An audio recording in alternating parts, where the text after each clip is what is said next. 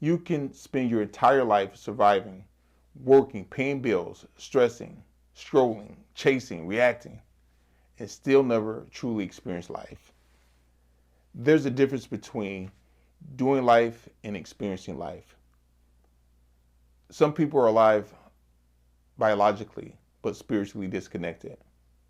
Today, we're talking about consciousness, energy, metaphysics, purpose, and the laws of the universe, and how to wake up and become fully present in your own experience. This is 7,000 volts living an electrified life.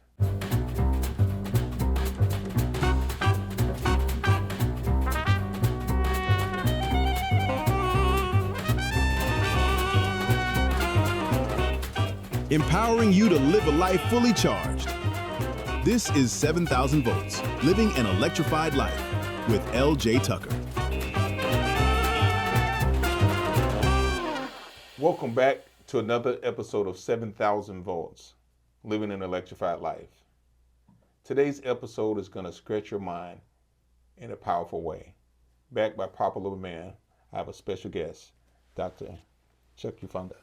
How's it going today, sir? I'm doing good. Thank you for having me once again. I appreciate it. We want to talk about something we was talking about right before we start recording. Okay. Existing instead of living. Like every day we move so fast. And I was writing the other day when I'm always taking notes and because the mind never stops. And I have to pause when I have thoughts, and I have to write them down because I don't want to forget them. Because they say you use it or lose it, or man, you should have wrote that thought down. Correct. And when you don't do it, you're racking your mind to remember something. I remember one of my neighbors. We were talking. He came over for something, and we wound up talking for 30 minutes. And he called me back the next day. He said, "Man, we were talking about something." He said, "You said something so profound. What was it?" I was like, I don't know.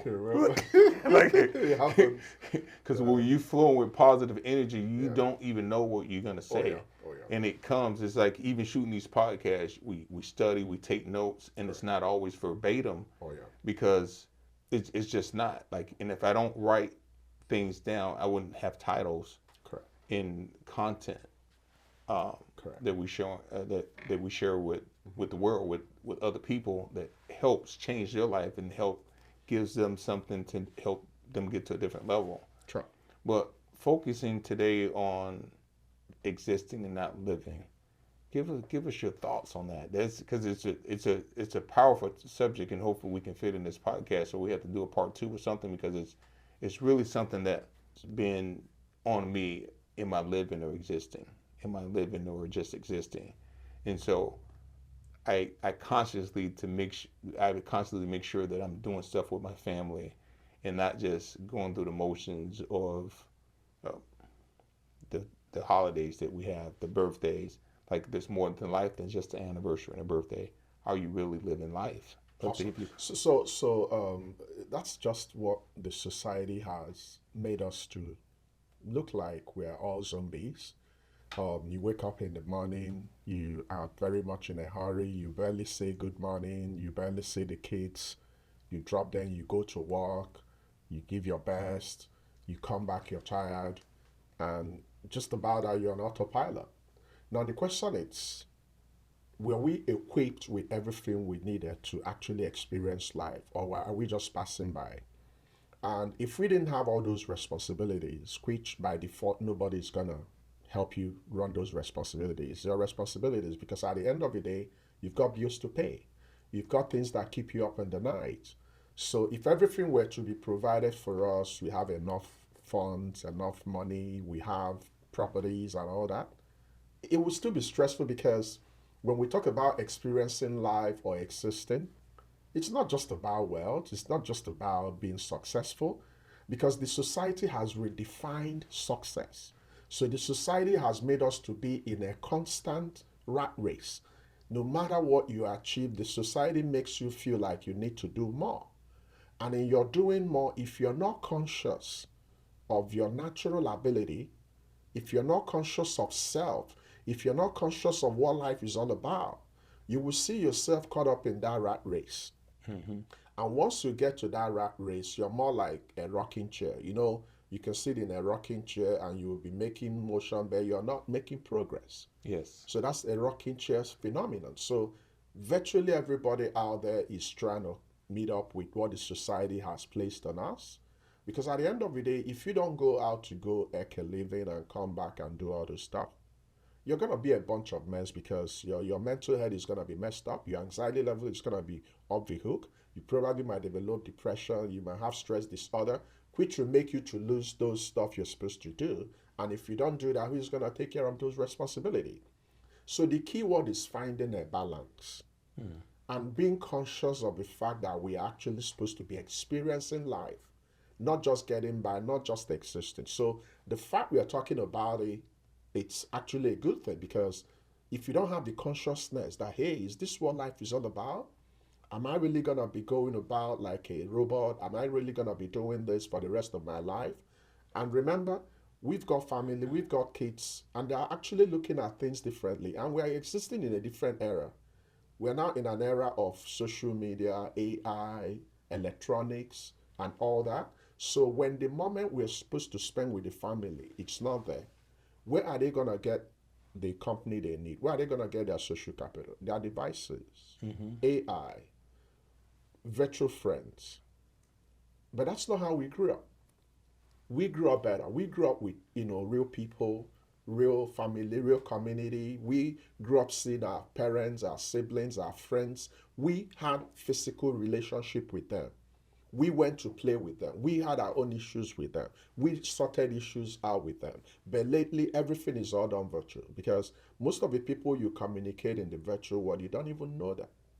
Anybody can be anything, especially in this era of AI. So you don't really know where to draw the line. So the point I'm making is, we still have to do life. But in doing life, we still have to remember that life is for the living. And in life, it's not about how far, but how well. So when you don't have an opportunity to value your life, to review your journey, to see what you actually, because it's all about trade-off. So that time you're going to work and you're rushing to do stuff, do you really have a trade-off? What's in it for you?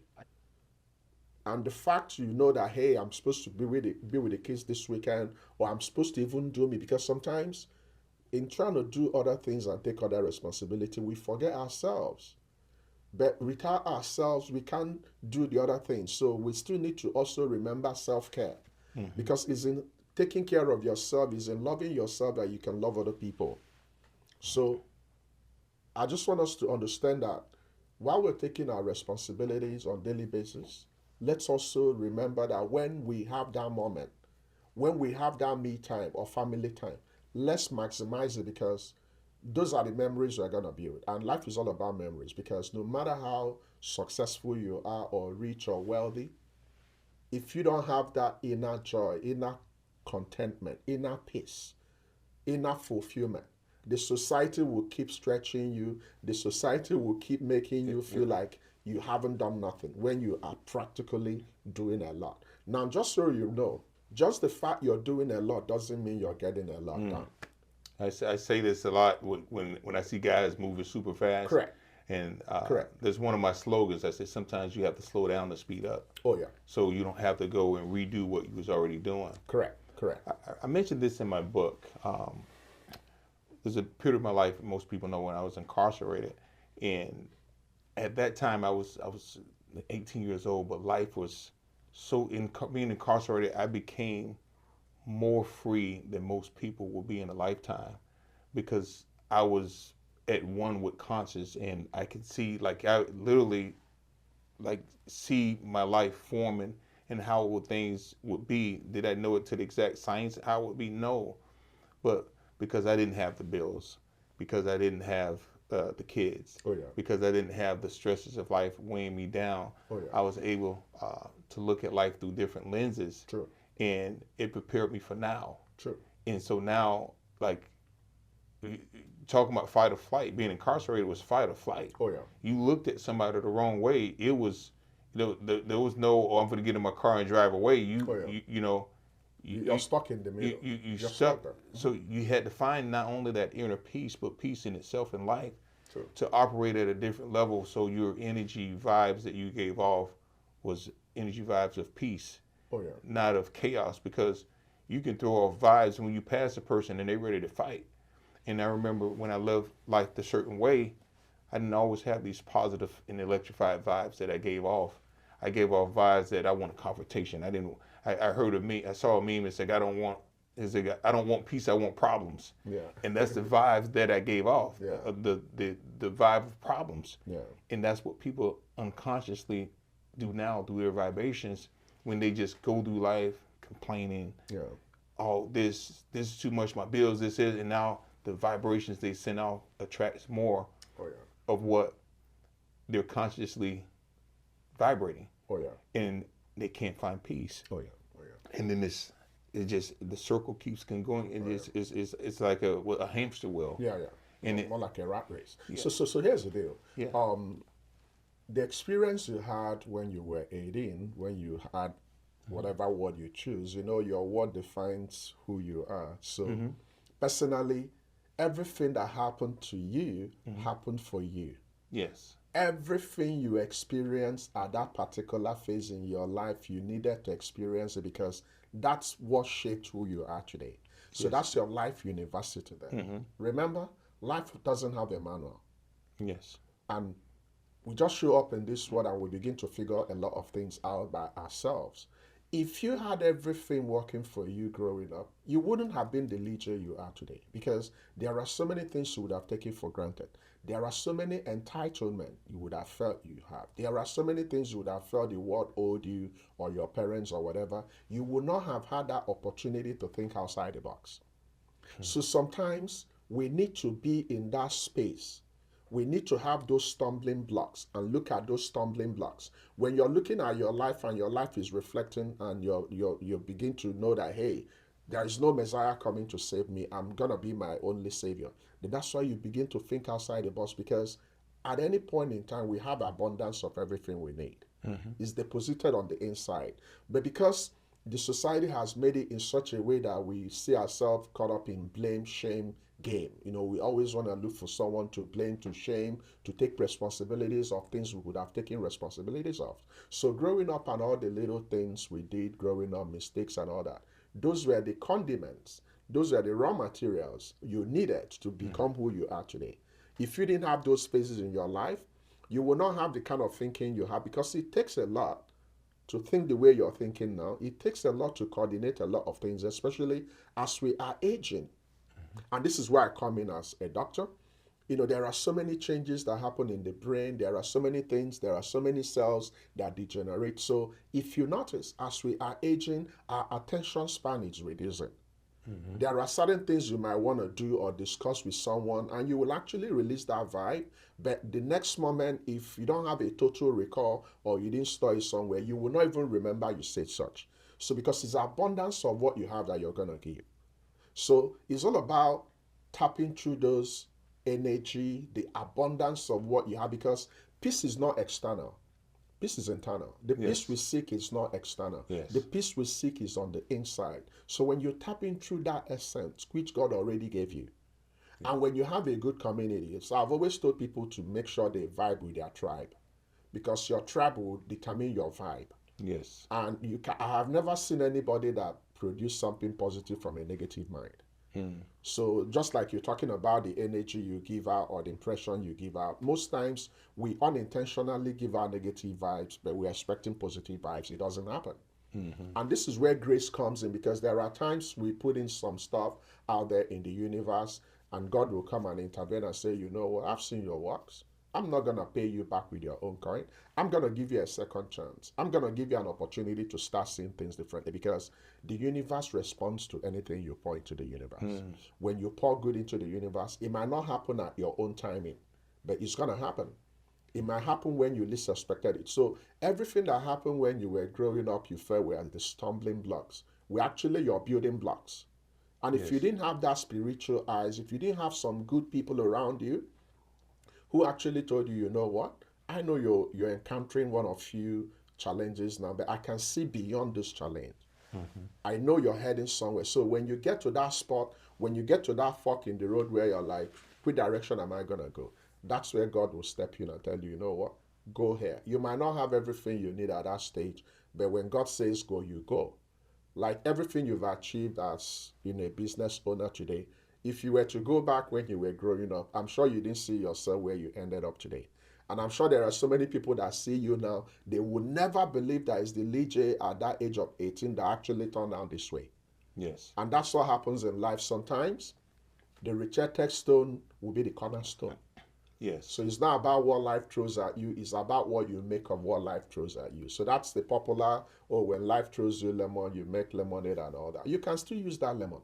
It mustn't be lemonade. You can still, there are so many good things you can get from lemon. Lemon contains vitamin C. Oh, yes. So you just have to remember that everything that is happening at some point, good, bad, ugly, is shaping you for who you're going to be.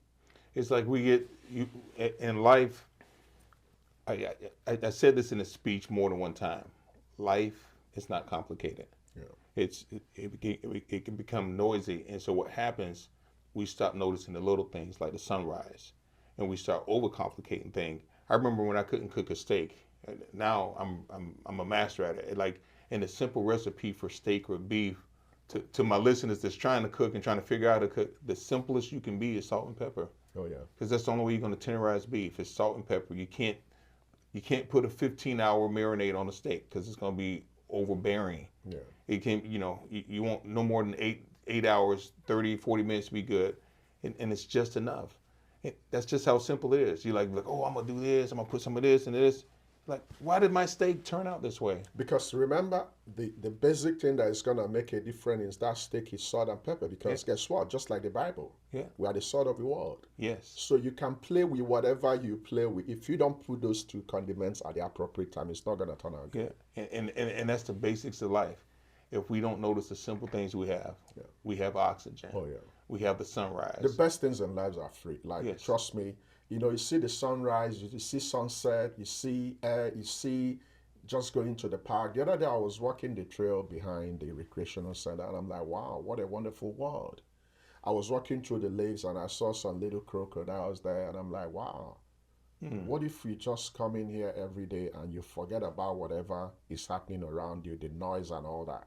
Yes. Imagine how it's going to impact your physical health, your mental health, and your general health. But the truth is, we have an opportunity to talk about this because we woke up this morning blessed.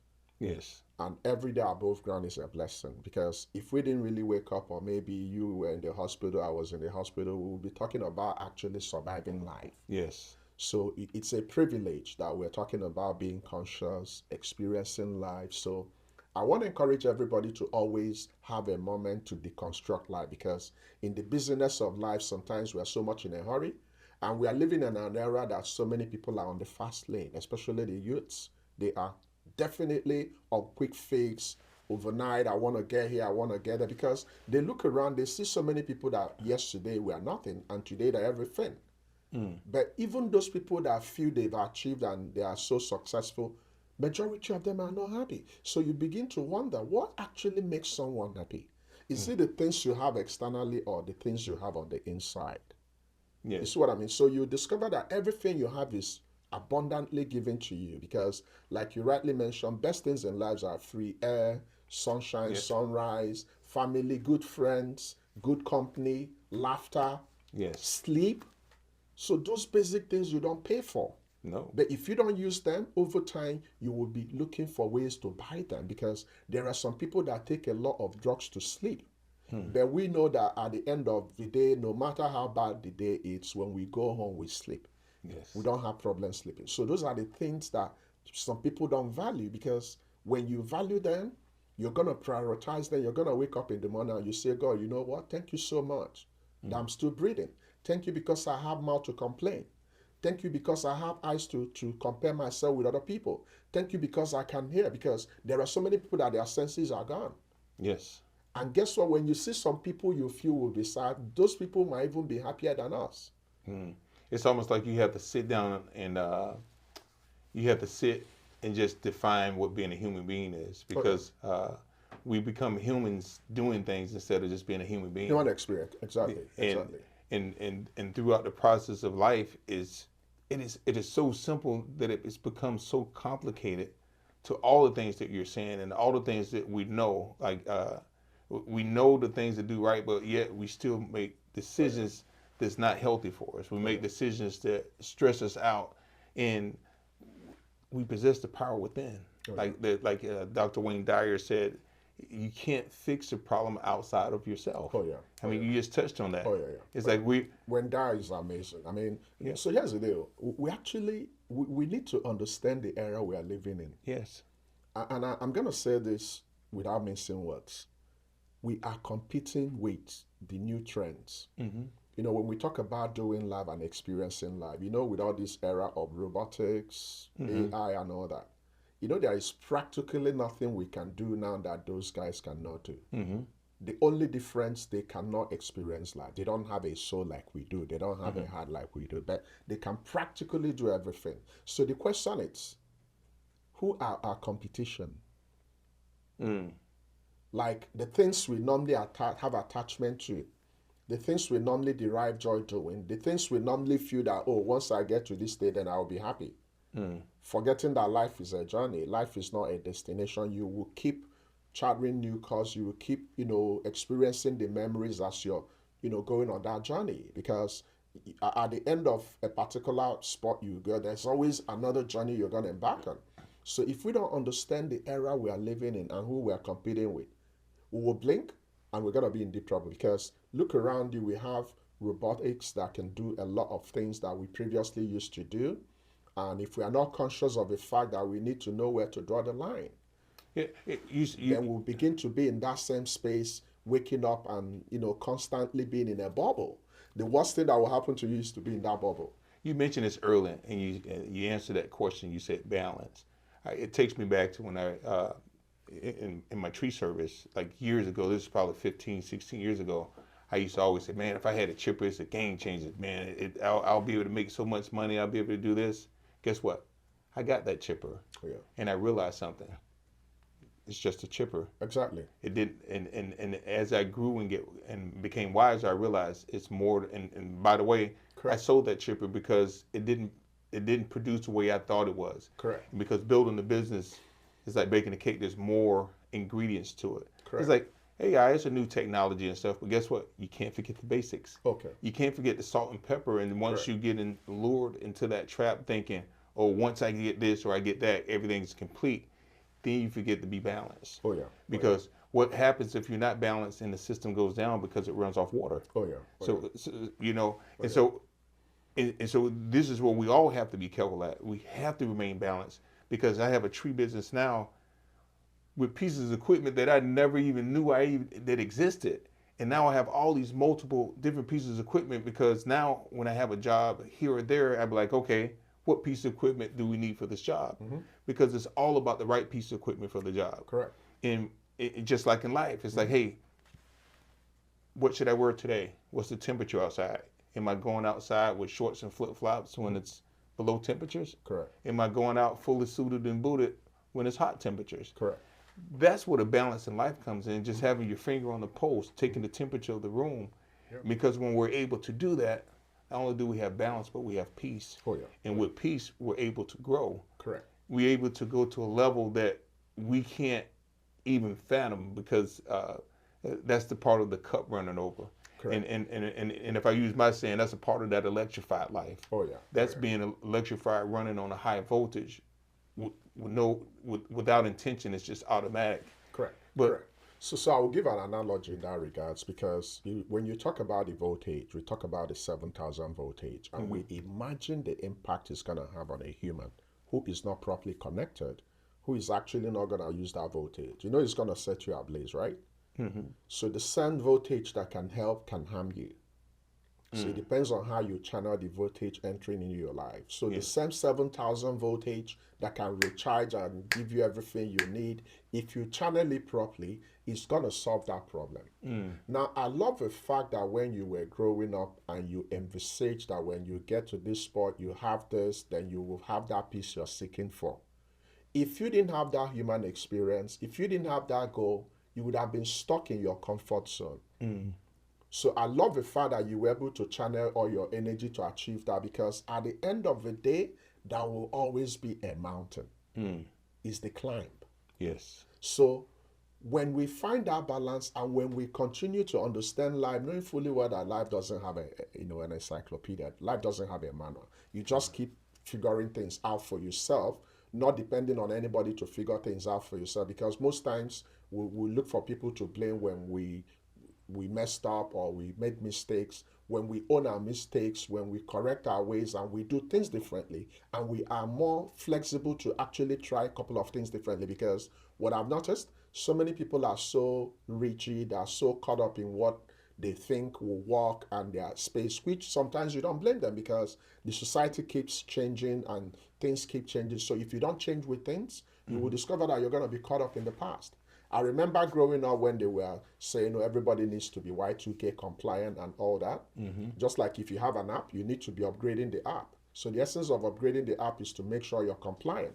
But if you don't have that balance, if you don't have that opportunity to say, you know what, I came, I saw, I conquered, and I did it my way. I didn't do it the way people envisage. Until you come to that stage in your life where you can look back and you say, you know what, thank God for all these challenges I have. Thank God for all the names I was called. Thank God for all the people that disrespected me. Thank God for people that didn't believe in me. Thank God for life. Thank God for even life giving me so many challenges that, at a stage I thought I'm not even going to be able to do life. Because without all those challenges, you will not have a story to write. You have to be mindful when it comes to stories. You do not ever want anybody to tell your story. You want to be the person that will live your experience and you tell your story. Just like you lived your experience in the book, what happened that led to all these dreams. If God didn't want you to step up and survive and tell your story, some other person would have told the story of LJ and the encounter you had with those voltage. And nobody will ever tell the story the way it is. But God preserved you so that experience will be the vibe you need, will power you, and you flip the voltage that actually was meant to destroy you and you flip it into use. It's just like using fire. Fire can help you cook your food and fire can burn your house. So it depends on how you use those things. So everything we ever needed in life is already provided us. It's for us to know to be calm. When the storms are raging, the storm is not always going to rage forever. Sometimes the storm will rage before the calm. But we cannot expect life to be always calm. It's going to be a dull life. Until you go down 6 feet, and you go to heaven or hell, depending on how you perform, you will constantly wake up and you will constantly be looking at things differently. And when God gave us responsibility of having kids, you know that everything we do every day is all about it. You're waking up, you're fixing their programs, you're making sure everybody's good. Because at the end of the day, they're going to be mini adults. So they will come to a stage where they will start taking care of other people. So that's what life is all about. So I have a question. When you studied metaphysics, what opened your mind the most? Well, the concept of metaphysics is something that so many people don't really understand. And it's an area you need to be careful because there are some people that actually veer off tangent. They go way deeper into some areas they are not supposed to go to. So I'll give you an example. In the Bible, there's this group of people that wanted to see God. They were building tower and they felt that, the taller the tower gets, they will get there to see God. And at some point, God is the ultimate maker of everything, and God put confusion in them and they couldn't do much.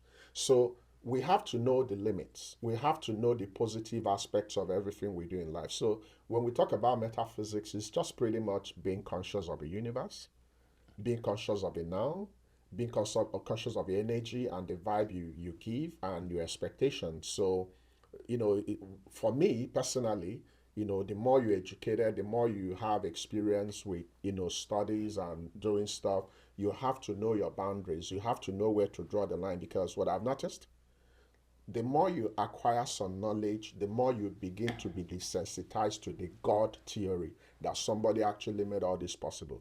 So some people might actually go into deep in metaphysics and all that, and they begin to pontificate and they begin to act like, hey, I figured this out by myself. So the aspect I want us to use regarding the metaphysics is to be conscious of who you are.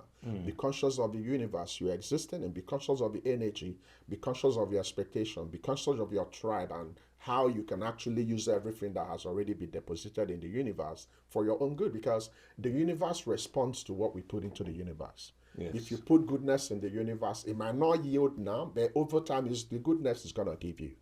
So that's how I look at it. It's funny that you say that because I have a saying.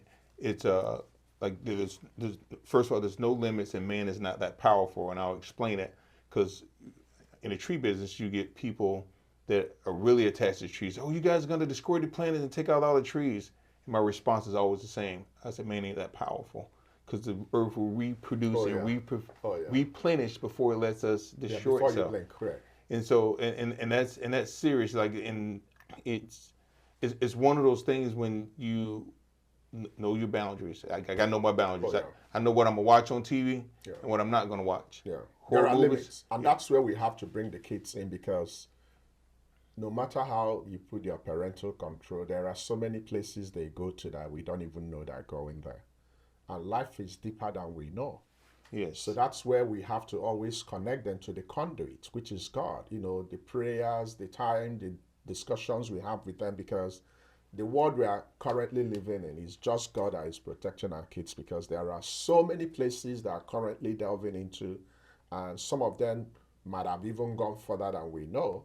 So the area of metaphysics and all those theories, that if you're not mindful, the good thing we are talking about this is because we both recognize there is God.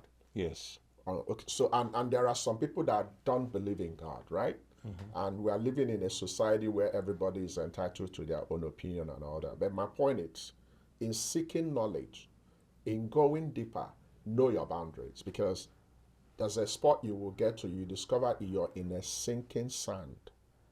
Every other ground you are, if you don't have that foundation in God, it might look temporarily like, oh, I've discovered a newfound love, I've discovered the 10th universe or the 8th wonder of the world. If you don't understand that that particular ground is sand, you will stand there and you will discover that that foundation is not solid. I had a guy, this is years ago. I think I was in my early 20s, and I went to church all the time. And he goes, why do you go to church so much? Why do you believe in God? And I looked him in his eyes. I said, a life without God is just a cheap invitation to destruction. And he reminded me of that 10 years later. He said, man, I didn't understand it, but that word you said to that day changed my life. Yeah. And it is. If you, anything outside of God, however you, whatever your view is, it's just a cheap invitation, because there's no foundation without God. Oh yeah, and that's where I'm coming from, because the fact we were able to have the privilege, the ability, the platform to even study. You know, in studying you renew your mind, right? It's God that gave you that ability to even articulate things, despite our busy, schedule and all that. And we connect a lot of things, and we know that so many things, quantum of information has been deposited in the space out there, in the social media space, in the internet space. So our duty is to know where to draw the line, because even as an adult, there are certain things you will get exposed to. It will rewire the way you think, because your brain is so porous, your brain is so vulnerable, that if you feed yourself negativity is so contagious that all the positivities you've marked in the world, one iota of negativity can change a lot of things. We haven't even scratched the surface. And we haven't even scratched the surface. Yeah. So it's just to know, to recognize that someone set up all this. Yes. Someone actually made it possible for us to even have this platform. And if you notice, man is in his own nature of seeking more. Now we talk about people going to different planets, going to the moon, Elon Musk and all that.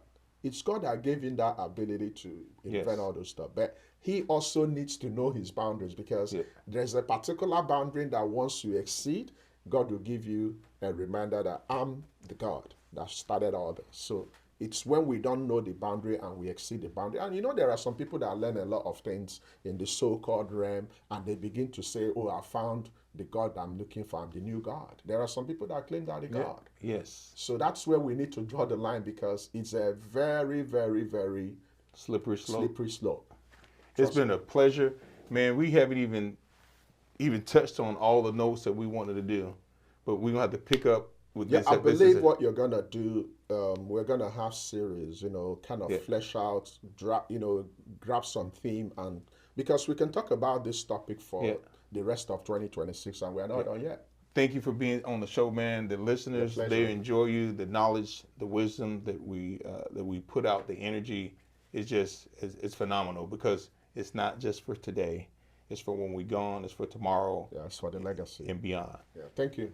I want everybody listening today to understand this. Life is more than survival. You weren't born to wake up, struggle, stress, and repeat cycles. You were created to experience life deeply, to grow spiritually, mentally, and emotionally, to become consciousness, to become intentional, to become aligned. Study yourself, study your thoughts, study your energy. Pay attention to what drains you and what electrifies you. Because when you become aware of, your whole life begins to change. Dr. Chuck, thank you for joining us today. And to everybody watching, don't just go through life. Experience it, feel it, appreciate it, protect your energy, guard your mind, and stay electrified, my friends. This is 7,000 volts, living an electrified life.